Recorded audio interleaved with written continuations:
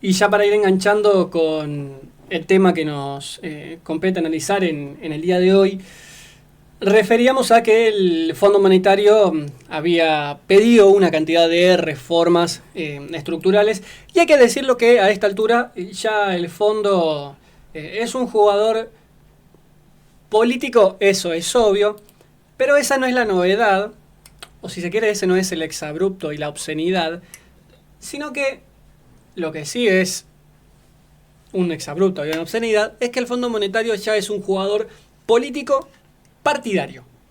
¿Bien? Y estratégico. Y estratégico, exactamente. Y entonces es ahí cuando uno se pregunta, bueno, ¿a dónde quedó? Digo, acá neutral no es nadie, eso además está a decir, cada uno brega por los intereses de su nación, de su país, pero ¿a dónde quedó por ahí esa cuestión de cierta neutralidad en el directorio del fondo a la hora de decir, y de su directora, a la hora de decir los acuerdos, no importa el color político gobernante, los acuerdos van de organismo a Estado, ¿no? Y por estos tiempos lo que estamos viviendo y viendo, con más que nunca, es la injerencia sobre la política, sobre el desarrollo de la política interna, ¿no? Y ahí se ha vuelto un jugador tan importante, no solo por tirarle un salvataje a Javier Milei, sino porque ya Kristalina Georgieva ha hecho demasiados gestos, no solo de afinidad, sino también al punto de decir, che, en Argentina en octubre hay elecciones. Fíjense que votan, Ujú. ¿no? No vayan a querer cambiar de rumbo, por favor. Claro. Eso fue básicamente lo que nos dicen. Facu, te voy a pedir el primer videito, el de la directora Kristalina Georgieva. Te lo voy a pedir si me dejas con un poquito de volumen, así que así le vamos leyendo lo que dice, les voy comentando arriba. Pero ya les decimos, quienes están en la radio, vénganse al Twitch, a YouTube, al Facebook. Lo voy a ir comentando arriba para quienes nos escuchan en radio, pero si se vienen para aquí, mejor, y de paso ya vamos con todas las imágenes que tenemos para el día de hoy. Así que bueno, respecto a esto que yo decía, fueron ni más ni menos que las propias palabras de la directora del fondo, Kristalina Georgieva. What are the risks? First, external.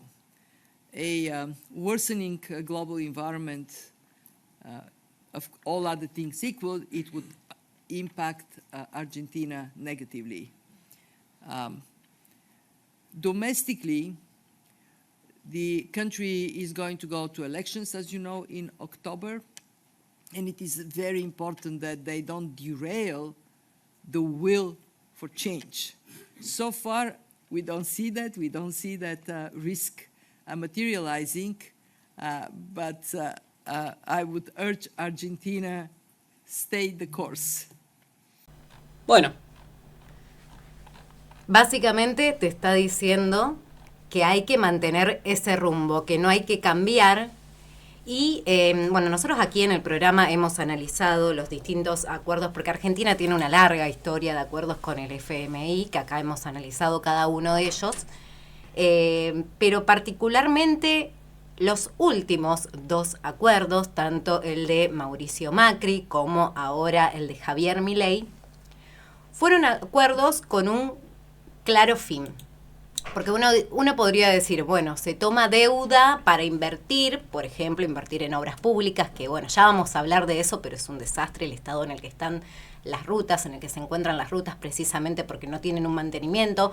Uno puede decir, se podría tomar la deuda para invertir y mejorar la calidad de vida de los argentinos y argentinas, pero no, acá hay un claro fin y lo deja claro la directora gerente Kristalina Georgieva, que es apoyar las próximas elecciones, bancar y pagar la campaña para las próximas elecciones. Te lo están diciendo así abiertamente y fue lo mismo que ocurrió con Mauricio Macri. No nos sorprende, pero no nos olvidemos que esta deuda la vamos a seguir pagando los próximos años. Es decir, los argentinos y las argentinas tenemos que pagar la campaña de Javier Milei, básicamente. Básicamente. Y a ver, haciendo números simplemente de sumar, Argentina ha sacado el préstamo más importante y más grande en la historia del Fondo Monetario. Y sumando aquel y sumando Argentina ya tiene más de 60.000 millones de dólares de deuda, porque pidió préstamos con el fondo. Ujú. Y lo curioso es que siempre fue el mismo ministro de Economía el que lo hizo, ¿no? Entonces, antes era Cristín, ahora es Cristalina, la directora del fondo. Bueno, no es, uno dirá, bueno, esto no es nuevo. No, claro que no es nuevo. Lo que sí preocupa es que se vuelva con tanta demencia. Vehemencia era la palabra, pero bueno, demencia también. Con este fervor, digamos, a meter tanta mano en lo que son elecciones de política interna. Digo, y si a Cristalina Georgieva tanto le preocupa la política interna que tiene Argentina, yo la verdad no la vi combatiendo para decir, por favor, no le den el préstamo a Milei, que hay una ley que dice que tiene que ser debatida en el Congreso. Pero bueno, qué sé yo, serán los tiempos que corren. Te voy a pedir, Facu, el videito número 2. Vamos a escuchar al diputado, candidato en la ciudad de Buenos Aires, Leandro Santoro. Uno dirá, Lauti, ¿no tiene nada que ver elecciones en Cava?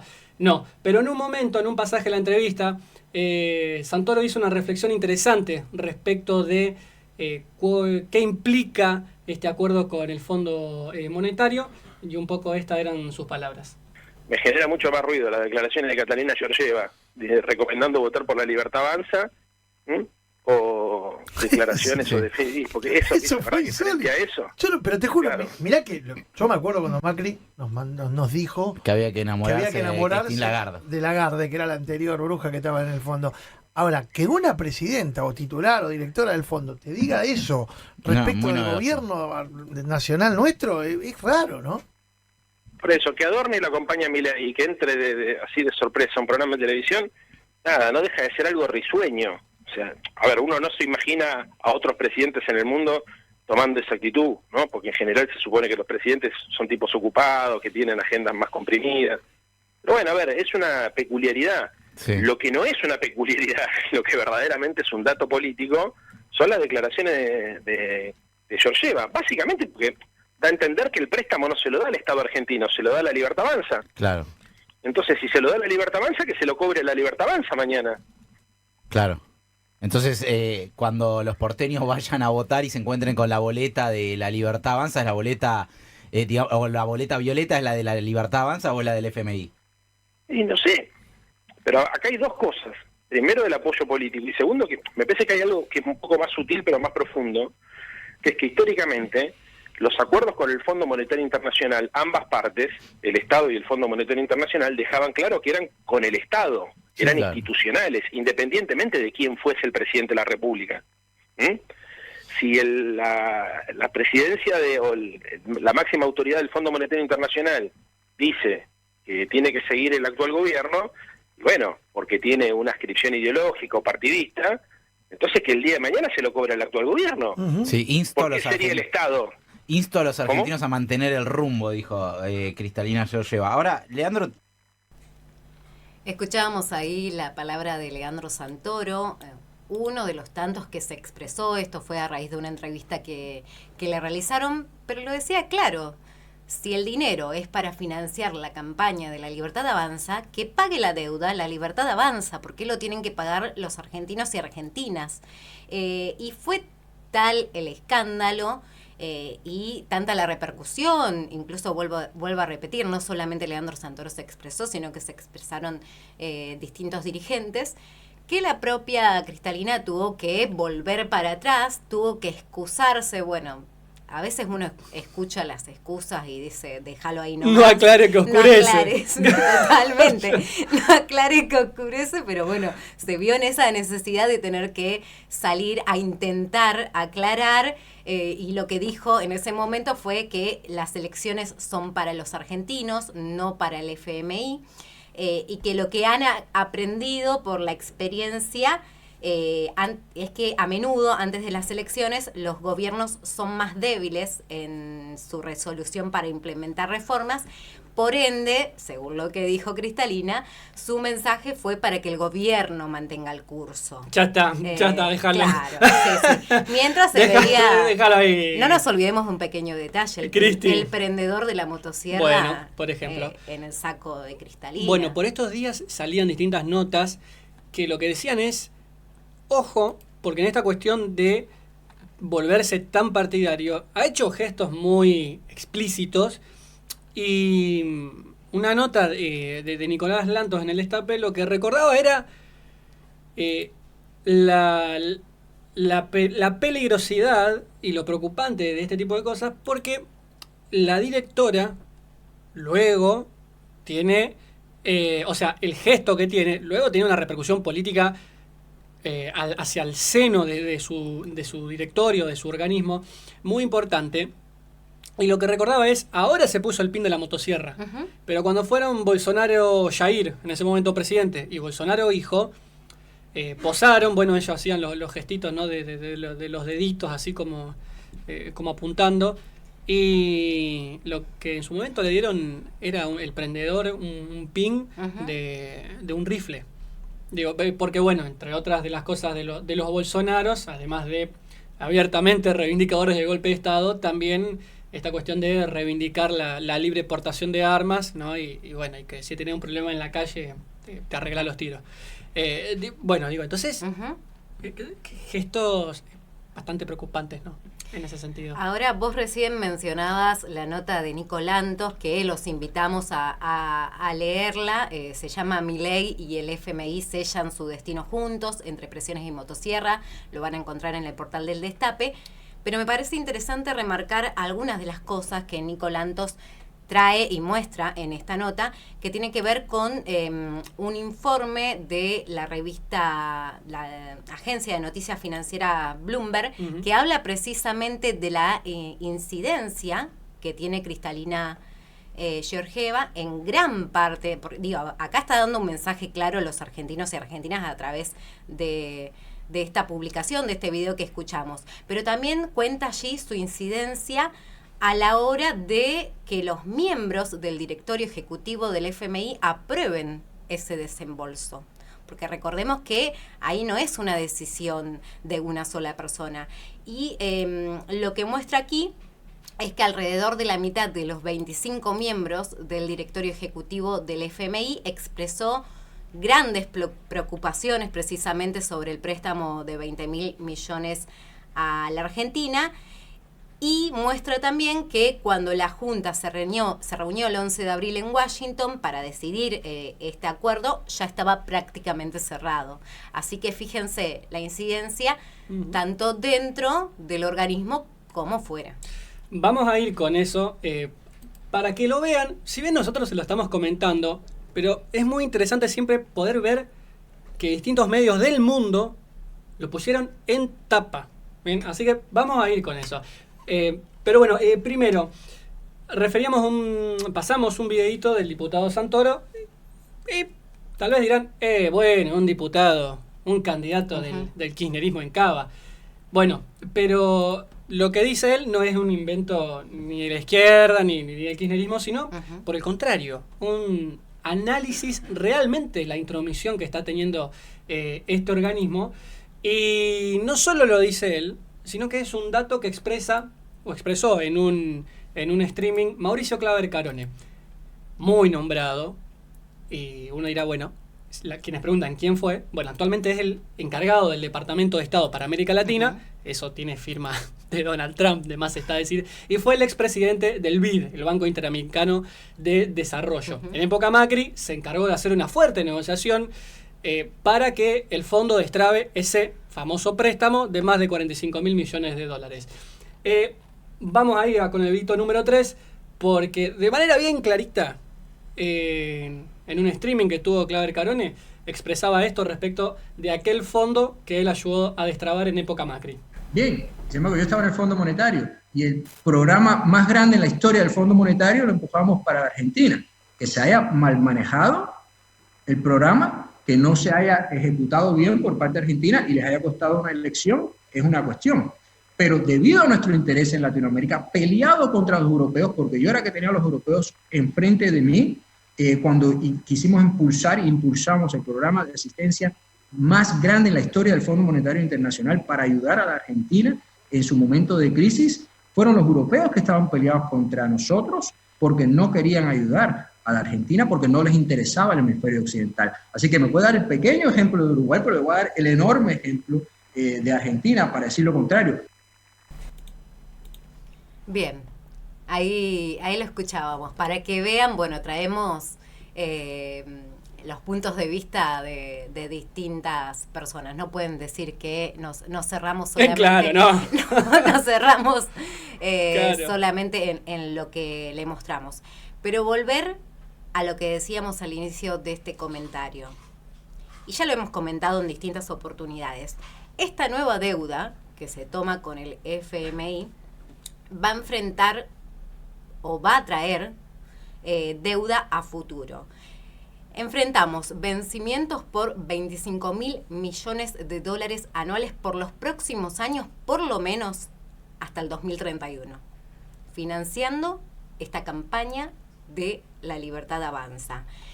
¿Y cuál es el resultado de esto? También lo hemos analizado millones de veces. Bueno, reforma previsional, ataque a los trabajadores, precarización laboral, son los elementos necesarios para llevar adelante el ajuste que pide el FMI. Por eso el FMI te pide no cambiar el rumbo y seguir precisamente por ese mismo camino. Mientras tanto, tenemos al presidente que se mueve por La Nación Más, por los medios tradicionales donde sabemos que suele salir, por Rivadavia, diciendo que está todo perfecto, que sí. la economía va creciendo, que los empleos van creciendo, cuando hemos hablado incansablemente de la cantidad de puestos laborales que se han perdido, de la precarización laboral y de la cantidad de monotributistas que tenemos, que cada vez van en aumento. Mientras, bueno, recién hablábamos de la obra pública cero, las rutas están en condiciones deplorables y esto lamentablemente va a ir en aumento. Uh-huh. A ver, respecto a eso, dos puntos. La primera, recuerdo algo que hemos hablado aquí en la columna de los lunes con Nico, que lo que nos decía es, se consulta mucho por fondos de desempleo. Bueno, eso no es que está creciendo la inversión, gente. El título es clarito, fondo de desempleo. Es ir a buscar unos pesos que se tiran porque te quedaste sin laburo. Y la otra, respecto a esto de obra pública cero, con quien hablábamos hace unos programas atrás, era con la secretaria general del sindicato de vialidad, con Graciela Aleña, que nos decía es, el Estado argentino, a través de su ministro que corresponde, que es Luis Caputo, no da explicaciones de a dónde va todo ese ajuste. Uno lee las noticias, hace análisis políticos, análisis económicos, y lo que se da cuenta, y ella lo que nos comentaba es, lo que todo el mundo ve, es que si hay gente que se está enriqueciendo y hay otra que se está quedando sin laburo, sin sueldo, bueno, no hace falta explicitar más que se trata de una brutal transferencia de ingresos de un sector hacia el otro. Pero el sector que ella representa nos decía, esto va a ir esto que comentabas, ¿no? Esto va a ir cada vez peor. Transitar por las rutas argentinas ya va a ser una cosa de vida o muerte. Va a tener va a ir aumentando los riesgos, los peligros. Y en el medio, por supuesto, juegan los intereses de quien se quedan con concesiones, con peajes. Sí. Bueno, muy similar de los 90. Facu, te voy a pedir la imagen número 4, porque respecto a esto que comentabas, ¿no? Es de que salió publicado en distintos lados la decisión del Fondo Monetario. A ver, a contramano de todo lo que va vomitando el presidente en su verborragia libertaria, bueno, resulta que no es el Destape o Página 12 quienes publican cosas en forma partidista, sino que lo hacen en medios de todo el mundo. Vamos con, por ejemplo, El País de España, nadie lo puede ligar a la izquierda española, que publicó ni más ni menos lo que se fue conociendo por a través de gente que investigó en el tema respecto al acuerdo del fondo. ¿Qué publicó El País? Ahí lo tenemos en tapa. Título: la mitad del directorio del FMI manifestó su preocupación por el préstamo a Argentina. Y bueno, y en la bajada está redactado que la relación entre Trump y Milei fue clave en el éxito de la operación por $20.000 millones, según una reconstrucción, y aquí la fuente original que todo el mundo está citando, una reconstrucción de las negociaciones realizada por la agencia Bloomberg. Entonces, bueno, dijimos, bueno, vamos a ver qué publicó la agencia Bloomberg. Y la tapa de la agencia Bloomberg, que es aquí donde se publicó el choclo de la cuestión, los datos, lo que publicó Bloomberg en esta investigación, que la verdad que hay que decirlo muy interesante. Muy interesante, no solo porque pudo dar cuenta de esta reconstrucción de los hechos, sino porque básicamente te fue diciendo, acá hubo fuentes con las que hablamos, digamos, no es que fue un parecer, algo que nosotros presumimos. Tapa de la revista, perdón, de la nota Bloomberg. Título: préstamo de $20.000 millones a Argentina encendió alarmas en directorio del FMI. Y en su bajada, en 2 ítems, en el primero escribe: cerca de la mitad de sus miembros expresaron su preocupación. Y en el segundo ítem señala: son señales de que el gobierno de Milei obtuvo trato preferencial. Y te pido la imagen 5, que es uno de los pasajes de esta nota, digo, para ver, ustedes recordarán, ¿no?, cuando analizábamos que el Fondo Monetario estaba teniendo casi una interna respecto de qué trato tener con Argentina. Leo rapidito algunos de los pasajes de esta nota. Lo que señalan es que, bueno, que el préstamo millonario del Fondo Monetario, un país con historial de incumplimientos, bueno, que ahora es liderado por un aliado cercano a Trump, encendió alarmas entre los principales responsables del organismo, y que aún así el acuerdo fue aprobado. Continúa la nota: alrededor de la mitad de los 25 miembros del directorio ejecutivo, atención, directorio ejecutivo del Fondo Monetario, el llamado BOR, que expresó serias preocupaciones respecto de este préstamo. ¿Por qué? Porque Argentina es el mayor deudor, porque acapara más de 1/3 del crédito global del organismo y que incluye esta entrega inicial de $12.000 millones. Bueno, y uno de las cosas que elegimos es este párrafo, que lo que señala es que, sin embargo, cuando la Junta se reunió el 11 de abril en Washington para decidir, el acuerdo ya estaba cerrado. El gobierno de Milei, a quien Trump lo llamó su presidente favorito, reveló los detalles en Buenos Aires horas antes de su aprobación. Y la nota sigue, la pueden leer, es abierta, busquen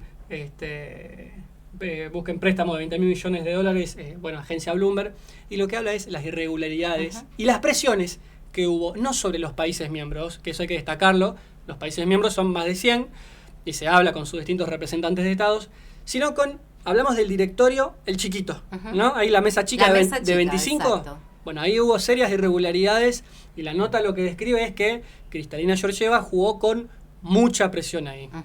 Por eso no te lo estamos diciendo nosotros, y tampoco acá te traemos una sola mirada, sino que te compartimos la palabra, los posteos de medios de distintas índoles. Todos te están diciendo exactamente lo mismo, incluso distintos informes. Y quería traer un dato más a colación, porque recién hablábamos de cuáles son las exigencias o cuáles son las consecuencias, si se quiere, de la toma de deuda históricamente con el FMI. Y entre ellos tenemos que recién hablábamos de la obra pública, hablábamos de las jubilaciones, de los trabajadores, de la reforma laboral, pero también tenemos que hablar del consumo. Y acá me parece importante hacer hincapié en lo que escuchábamos recientemente en palabras del presidente cuando se refería al consumo, que él indicaba que a nivel nacional el consumo está volando. Para Javier Milei el consumo está volando, y que cambió la modalidad de consumir. Y lo hemos escuchado la semana pasada. ¿Qué fue lo que dijo el presidente? Que hoy los electrodomésticos se compran por Mercado Libre. O sea, para él hoy todo pasa por Mercado Libre. Bueno, ni hablar de los alimentos. Hemos hablado incansablemente aquí de lo complicado que resulta para una familia o para una persona diariamente comprar los alimentos. Cada vez es más difícil y hemos hablado de lo que representa, por ejemplo, la canasta básica familiar, que hoy está rondando más de 1.500.000 pesos, casi 1.600.000. Entonces, en no hay este sueldos por contexto esa. no hay ni hablar. Y bueno, dentro de esta canasta básica, como bien lo explicaban hace unas semanas en la entrevista, estamos hablando solamente de los alimentos básicos, Claro. de un alquiler promedio, Ujú. ni siquiera te digo un gran alquiler, un alquiler promedio que sería un monoambiente, si se quiere, y el mantenimiento de un auto. Y esto representa casi 1.600.000 pesos. En este contexto tenemos que escuchar al presidente de la Nación diciendo que cambiaron los hábitos de consumo y que la gente hoy compra electrodomésticos por Mercado Libre. Escuchaba también por estos días, que recomiendo que la sigan en sus redes y en los programas en los que participa, a la economista Candelaria Boto. Ujú. Lo que Candelaria exponía en un streaming es que Argentina es de los países que su población más horas tiene trabajadas en el mundo. Somos de los países con mayor carga laboral, promedio de más de 10 horas, y que menos feriados tiene. Digo, a contramano de eso se perdió la cultura del trabajo, y bueno, y toda esa boludez que escuchamos, perdón, pero no hay otra palabra. Digo, O esa típica frase, claro. que acá no trabaja el que no quiere. Claro, Bueno, sí. ni hablar. Digo, si hay algo, a lo mejor, no sé, algún nostálgico de alguna explotación, o alguien que ve fotos a color sepia y dice, estos eran tiempos en los que trabajábamos. Bueno, les digo que la Argentina, el laburante promedio argentino, trabaja más de 10, 11 horas por día. Y esto también lo hablábamos en un informe respecto de estudios que hacían sus análisis con distintos datos que arrojaba la encuesta permanente de hogares. Entonces, a ver, si no te gusta, no sé, digo para quienes están con este latillo, si no te gusta la situación que estamos pasando, bueno, mi amigo, mi amiga, mi amigue, comprométase con la realidad y no repita pavadas.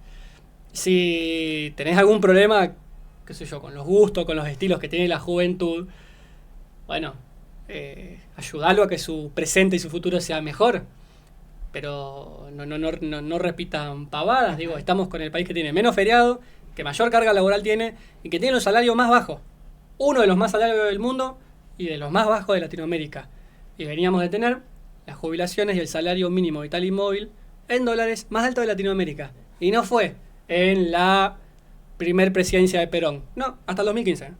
Digo, hay que retroceder 10 años. ¿Pasó tiempo? Sí, pero digo, no es un dato prehistórico lo que estoy tirando. Exacto. Y tenemos unas últimas imágenes. Vamos a compartir con ustedes los datos del Instituto Argentina Grande, que elaboró un informe. Vos recién mencionabas la encuesta permanente de hogares. Bueno, este informe se basa en la encuesta permanente de hogares y es sobre las estrategias que los hogares argentinos llevan a cabo para sobrevivir a la crisis del último año con salarios cercanos al piso histórico. Lo que detalla este informe que se entienden por estrategias de los hogares, las prácticas que los grupos familiares llevan a cabo y que les permiten precisamente complementar los ingresos laborales, y entre esas estrategias está, por un lado, gastar ahorros, por el otro, vender pertenencias y también pedirle plata prestada a amigos, amigas, o endeudarse con entidades financieras. Estas son las estrategias que menciona el informe. Y estamos viendo la placa en la transmisión en vivo. Vénganse si nos están escuchando por la radio.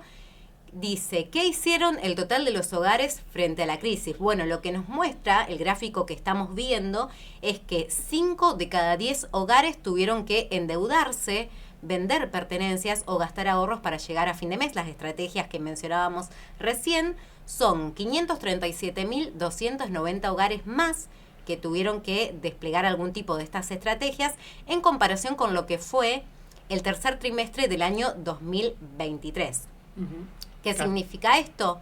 Que precisamente mientras ese tercer trimestre del 2023, el 44,6% de los hogares tuvieron que desplegar una estrategia para complementar ingresos, esa cifra llegó en este tercer trimestre del 2024, el tercer trimestre del 2024, llegó al 49,2%, del 44,6% que representaba el tercer trimestre del 2023.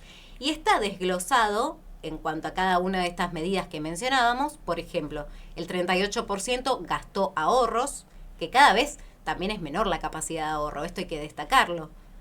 El 15,3% se endeudó con conocidos, que más allá que sean conocidos es endeudarse. El 11,6% se endeudó con entidades financieras, con las características que sabemos que tiene cada endeudamiento de estas características, y el 9,8% vendió pertenencias. Por eso, mientras no hace mucho el presidente te decía que si la gente no llegara a fin de mes estaría muriendo, bueno, acá vemos lo que hace la gente para llegar a fin de mes. Ahora, este dato es brutal. Este análisis es brutal. Lo que te está diciendo es que 5 de cada 10 hogares se tuvieron que endeudar. ¿Y cómo llegaron a fin de mes? Vendiendo pertenencias o gastando ahorros. Pidiéndole a un amigo o A un familiar. a un familiar o pidiéndole a los a financistas, ¿no? Y es interesante, digo, también para ver, ahí pasamos a la siguiente plaquita, es interesante, digamos, también para ver esto, porque en una economía que está así, no solo la especulación financiera se da en los niveles más altos, si se quiere, ¿no? De aquellos que fugan con este llamado carry trade, sino también desglosándolo en los actores más cotidianos, bueno, también comenzás a tener situaciones de financieras que no tienen mucha claridad en sus ingresos, que tal vez están ligados a un mundo financiero con un manejo un poco turbio. Digo, y ahí también, y acá nos podemos acordar en Rosario, durante la pandemia, lo que fue, por ejemplo, el caso de la financiera Cofirco, digo, familias que, porque no pueden pagar el alquiler, porque están sin poder comer, tal vez terminan en un entramado de gente que pueda tener una financiera, que pueda tener un vínculo directo con el narcotráfico. Yo qué sé. ¿Me entienden? Por ejemplo. Digo, entonces miren todas las situaciones que se van desglosando de llegar a estos extremos. Bueno, vamos con la siguiente y última plaquita. Recordamos que este informe es del Instituto Argentina Grande y está hecho con los datos de la encuesta permanente de hogares. Analiza lo que nos dejó el tercer trimestre del 2024. Así es, y lo que nos indica acá es qué hogares están hoy peor parados a nivel nacional, y lo desglosa por grupo etario. Lo que nos indica, lo verán en el gráfico que allí tenemos en pantalla, es que el grupo etario que más empeoró, esto significa donde más creció el despliegue de estrategias para llegar a fin de mes, que eran estas estrategias que mencionábamos, es el de mayores de 50 años, que creció en un 19,2% respecto al tercer trimestre del año 2023. Por ejemplo, entre los menores de 30 años creció en un 7,1%, y entre las personas entre los 30 y 50 años creció el 3,9%. Acá está desglosado por grupo etario. Esto lo que significa que el grupo etario que peor está es el que ronda entre los 30 y los 50 años. El 53% de los hogares que tienen un jefe o jefa de edad tuvieron que desplegar algún tipo de estas estrategias que mencionábamos para complementar sus ingresos y llegar a fin de mes. Esto quiere decir que ataca a todos los grupos etarios. Bueno, acá claro, está desglosado a quién más o a quién menos, pero a fin de cuentas ataca a los jubilados, ataca a los adolescentes, ataca a todos los grupos etarios. Por eso traemos y compartimos, bueno, este informe que lo detalla bien. Así es. Bueno, creo que también un poquito por esto le molesta al presidente el ejercicio periodístico y es imposible no pensar que lo que hablábamos, digo, la semana pasada con Jair Sibel, por ejemplo, que esto se está tratando en los distintos ámbitos y con la particularidad de cada sector, pero el plan es que se está tratando de una brutal transferencia de ingresos de un sector hacia el otro. Y ahí, acorde, por eso digo, esto hay que verlo en el escenario nacional, pero también global, acorde a cómo ese ajuste se realice, se toma una medida para cada sector. Para un sector se le rebajarán los impuestos y los aranceles y nos van a chamullar con que entran autos de alta gama que nadie compra. Para otro sector, como el de la comunicación, nos van a decir que pelean contra la desinformación, las fake news, pero nuestros salarios son los más bajos. Estamos en un nivel de indigencia como comunicadores, como periodistas. Y eso se va traduciendo en que a través de distintas acciones se desfinancian medios, se mandan a la quiebra a otros, pero eso lo acapara el gran grupo, ¿no? Se recuerdan el mapa ese de medios que alguna vez hizo Jorge Lanata, lo acapara un grupo mediante la compra de distintas acciones que luego termina invisibilizando a otros. Y esto ya no es solamente la tele o la radio que competían 1, 2, 3 canales. Tenemos las redes sociales, sobre todo, y tenemos lo que son los distintos cables, ¿no? de internet. Entonces se trata de esa disputa global. Realmente hay una disputa nacional pero global sobre un sector que quiere fuertemente precarizado y esclavizado y sometido a otra parte de la población. Así que bueno, a contramano de la mentira habrá que ponerle empeño y más lucha. Así es.